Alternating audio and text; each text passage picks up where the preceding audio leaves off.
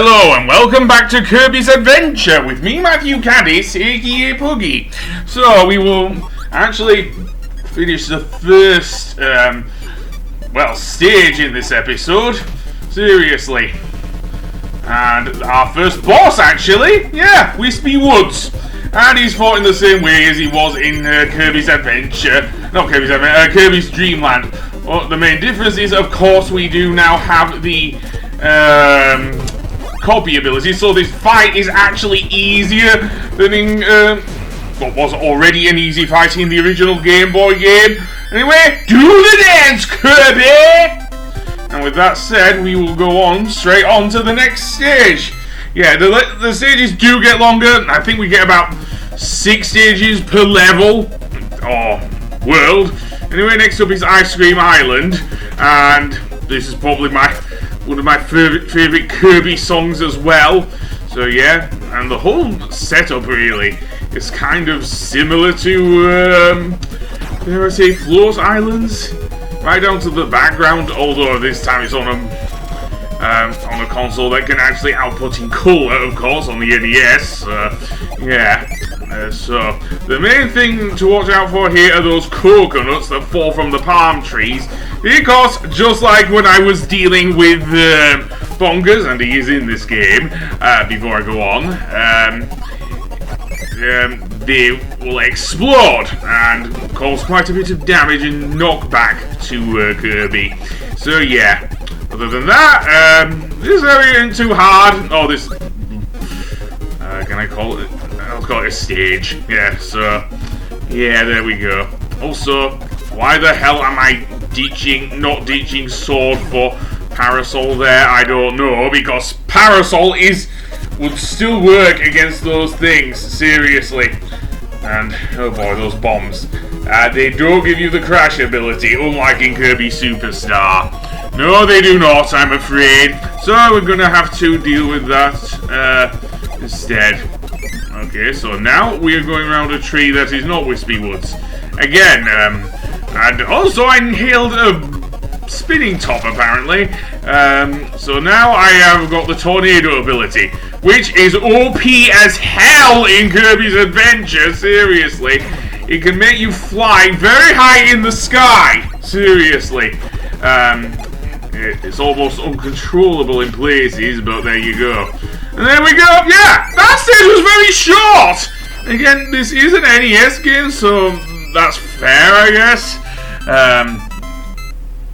But there you go. It is quite rich and detailed for an NES game. Even one released towards the end of its lifespan in 1993. But yeah, because around that time the SNES was becoming a big thing, of course, as far as Nintendo consoles go. So yeah, the Super Nintendo Entertainment System.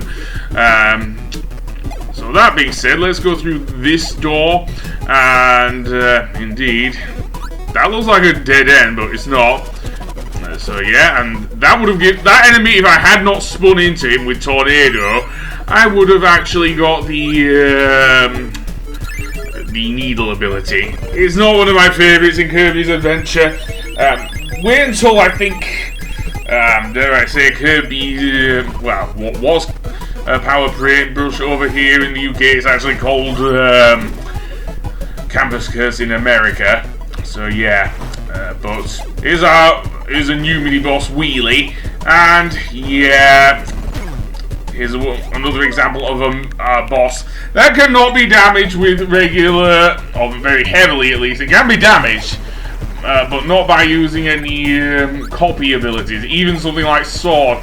And he behaves, as far as Wheelie goes, as you would. He screeches, he turns around, that sort of thing. He even spawns little wheelies, as you will see as this fight goes on. And I cannot avoid his hitbox, seriously. And I don't want to use Wheelie on him, hell no! You know how unwieldy Wheelie is? Given how much I was unable to control that ability in Kirby Superstar? Well, it is an ability in this game. And this is actually a good place to get the wheel ability, seriously, because this is actually just got slopes and everything. The downside, you can't use Wheelie Rider, obviously, because the assistant thing was not a thing until Kirby Superstar. But there you go. And you don't want to turn around in this segment either. Seriously, unless you want to, well, die, which I certainly do not. So, indeed, let's go over here, past Waddle Doo. And, let's see, there's a thing there. Okay, so, yeah, this segment is very short. I've already said that. A lot of the levels, early levels especially, are short. I don't know if I haven't played Nightmare in Dreamland for a while. I do actually have it. I did actually buy a copy of the game, the Kirby Nightmare in Dreamland on the GBA from eBay, so I may well consider doing that. Anyway, over here we have another door. So where's this take us? Again, another thing there, and yeah, I'm afraid I'm going to have to ditch wheel here because it's not going to work over large gaps. Seriously. No, this isn't like Revenge of Meta Knight where you have to use it to jump over gaps or anything like that. Oh no. So over here we have another Bronto bird going up and down, I don't know why. Probably goes how they're programmed. Anyway, I'll get Blade Knight. And, yeah. Why not? I'll use Sword to break through there. Now, how are we going to get through there? I'm not even going to ask that because I'm going to the next area. So in here, we have a few fishies. And yeah, I want to use the spin move. I'm not sure if I want to get rid of that, to be honest, because the spin move is godly. Absolutely godly underwater in Kirby's Adventure. Seriously. I don't want to think, to be honest. But yeah, it is quite godly. There's a one to the left there. And just like we tried to find the treasure in the Great Cave Offensive, you have to go in quite a roundabout way to get it. So yeah. Unfortunately, we do not have an upward sword slash like in Kirby Superstar as well. Sorry, I'm comparing this an NES game that's 3 years older than Superstar to that, but that was the last game I uploaded onto YouTube. So yeah, maybe I shouldn't. I think that's pretty much death down there, but I'm not sure, but I think it is death. And stupid Bronto Bert. And yes, the demonic Scarvies are here as well. Oh, how I hate those things as well. I already went over why I hate Scarvies in my, dare I say, my Kirby Superstar playthrough. So indeed, let's go through here. And more of these annoying mushrooms. Actually, no, they're called cappies, I believe. Yeah. And here's the first appearance of Meta Knight! Yep, we are getting our first appearance of Meta Knight in-game. It's a bad thing that I decided to tackle Superstar first, but there you go. We won't face him properly until much later in the game, but he is a boss. He is most definitely a boss. So, with this segment, what we have to do is deal with his minions. And they take 2 hits with a sword, with something like Kirby's normal inhalation, dare I say. Not too hard at all. Kirby can gulp them up and spit them out. Why I am not using that strategy, I don't know. Because sword itself requires, as I say, at least 2 hits on these guys. With something like, dare I even say it, I'm gonna call it the Kirby's Dreamland method, because that's the easy way to do it. Pretty much inhale them and spit them out. Seriously, once we inhale them, another enemy will appear on the level we are on. So yeah, That's an easy way to actually whittle them down with these guys, seriously.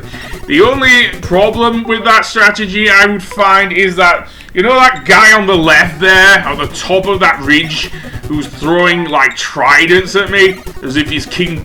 Well, no, King Trident. No, I'm not even going to go there. But as if he's, thingy, but... Yeah.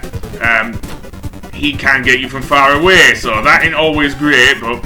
I find this to be the better strategy, to be honest, to deal with these guys. Especially after playing a bit of this game, seriously. Again, I may well actually upload Nightmare in Dreamland before, rather than just moaning about it, but as I say, it's not available in HD yet. I know there were rumours that Nintendo were going to put Game Boy and Game Boy Advance games onto the Switch. Prior to Super Smash Bros. Ultimate, I didn't think Banjo-Kazooie would ever come back to a Nintendo console again. I don't think Microsoft would make a new game for Nintendo, but it's nice to see the original. Anyway, here we go. Even though I prefer the 360 version for obvious reasons, mostly the notes and the gingers. Anyway, defeating all the enemies will open the way out, basically. Nothing too cumbersome, really. As long as you have a decent strategy. I just can't be arsed using copy abilities against some of these bosses. Certainly. So, let's get some health back.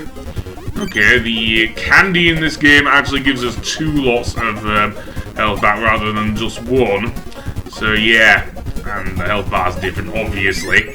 So, up we go. And, okay. Decent one. Anyway, I'll see you on the next episode when we'll go through more of Ice Cream Island. I'll see you then. Goodbye!